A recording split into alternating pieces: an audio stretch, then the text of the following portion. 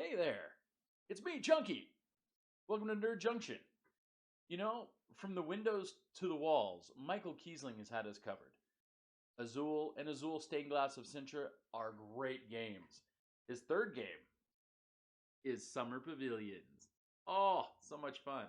The point of the game is just like the rest score as many points as you can by being the greatest artisan of your type. You're going to be playing with some beautiful tile pieces as usual. I'm going to show you what's in the box. We're going to play around, and then we'll go ahead and see how the end scoring works. So without further ado, Azul, Summer Pavilion. Yay!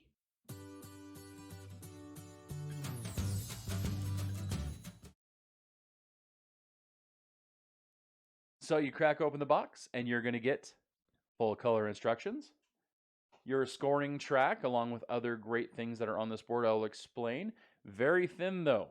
I'm going to recommend, if you can find a way to put that in some sort of a sleeve, do so. The play mats, though, for each player, they're pretty solid. You'll get the beautiful Azul bag, this time in the beautiful green. 6 different colored tiles. They are not fruit flavored. Make sure you keep this game out of the reach of small children, because if I'm 4, I'm going to eat that and be very upset with myself later. We also have the tower. This is going to hold tiles later on in the game.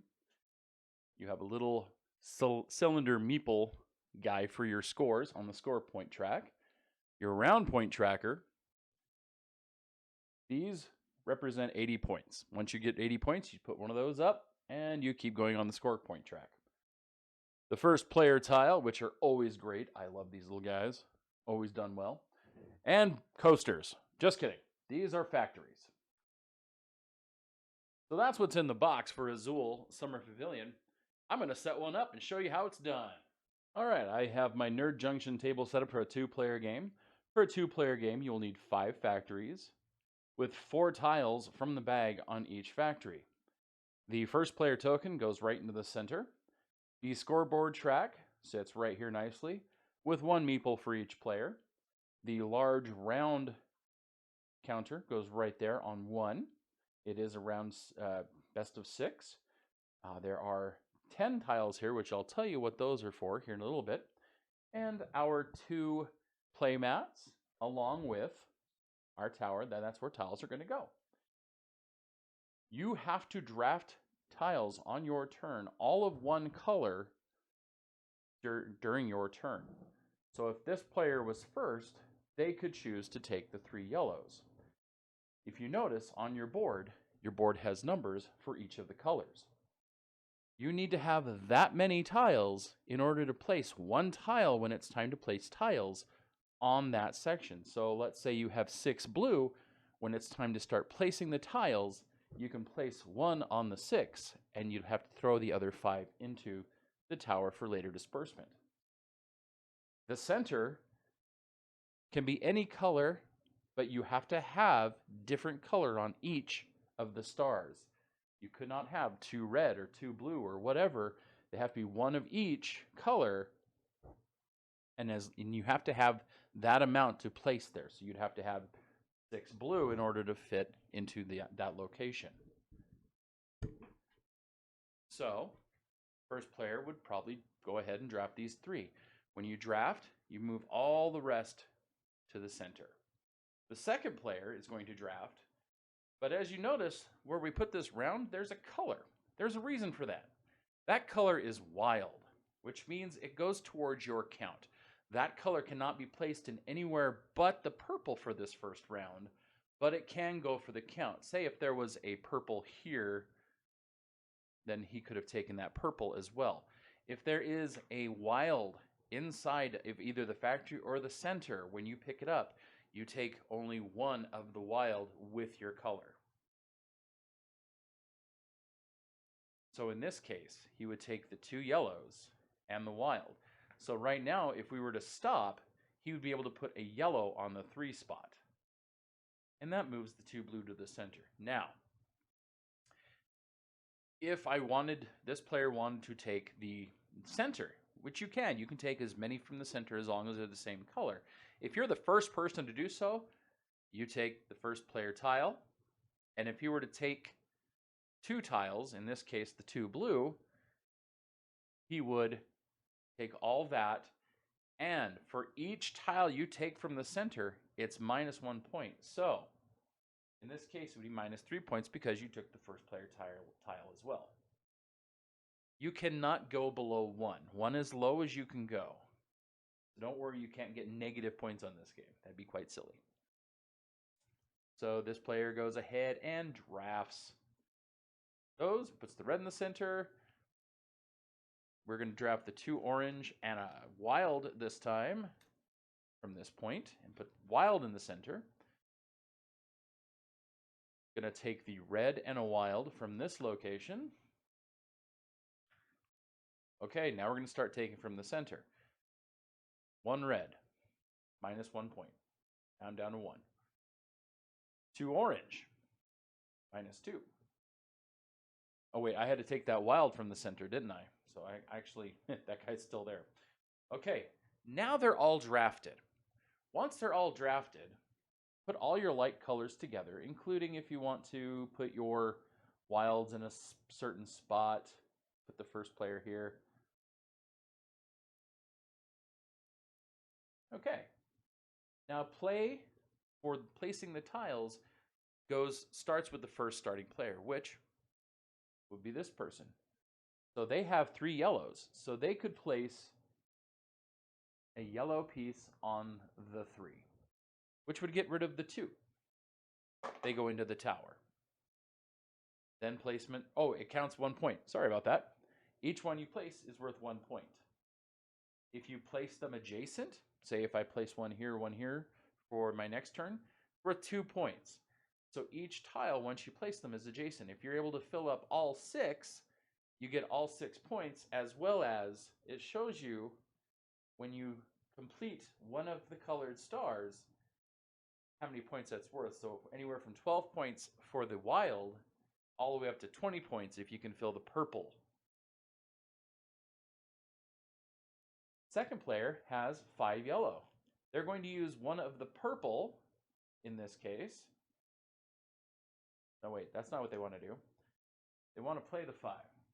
So they'll put the star on the 5, because if they were to use the purple, the other purples would go away. So,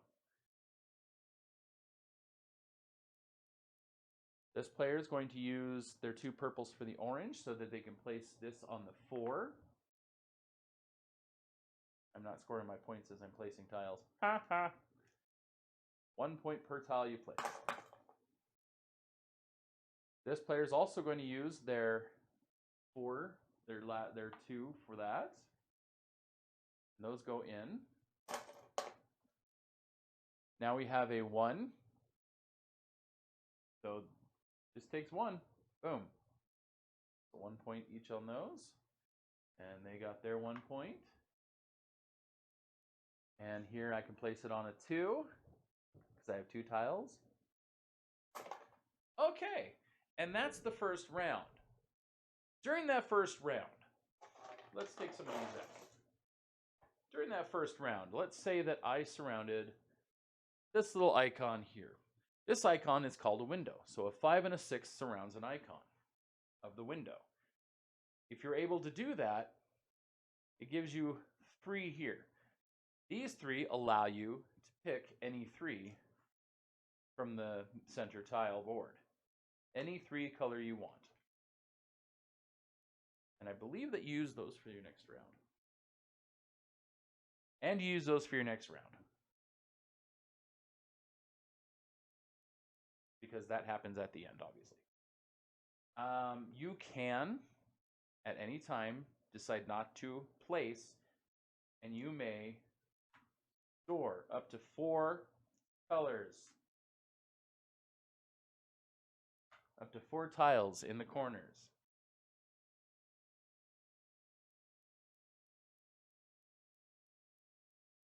However, if you say stored a green for the next round, it will not be considered wild.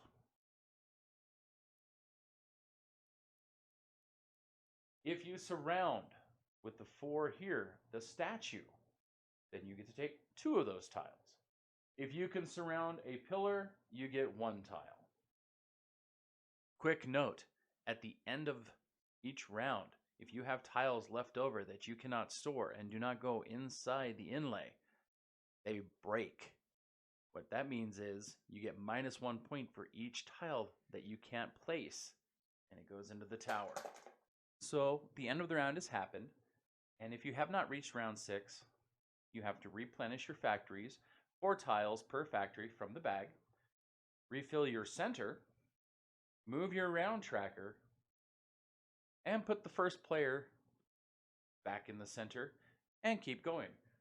Second round, green is wild, then orange, yellow, blue, and red. Once you get to the end, once all your points have been scored, you'll notice there's little numbers here at the bottom. If you can fill in all of the number 1s on the board, it's worth 4 points. All of the 3s, 12 points. All the 2s, 8 points. All the 4s, 16. You get no bonuses for 5 and 6s because of the special things with the windows that you get. So, and the person with the highest score is the greatest artisan, and they have fulfilled the summer pavilion. If at some point you, in the rare occasion, have run out of tiles, just simply put the contents of the tower back in the bag and finish your round. It doesn't normally happen, but it's been known to.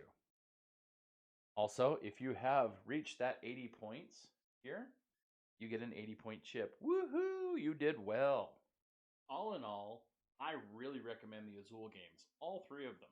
They're great with families, they require some strategic thinking, and they don't take terribly long. Plus, the pieces are really nice. Again, I do cover Azul and Azul Stained Glass of Sintra. Just hit that subscribe, and you'll see my videos. Until next time, thanks for visiting me here in the Nerd Junction. I'm Chunky. Peace.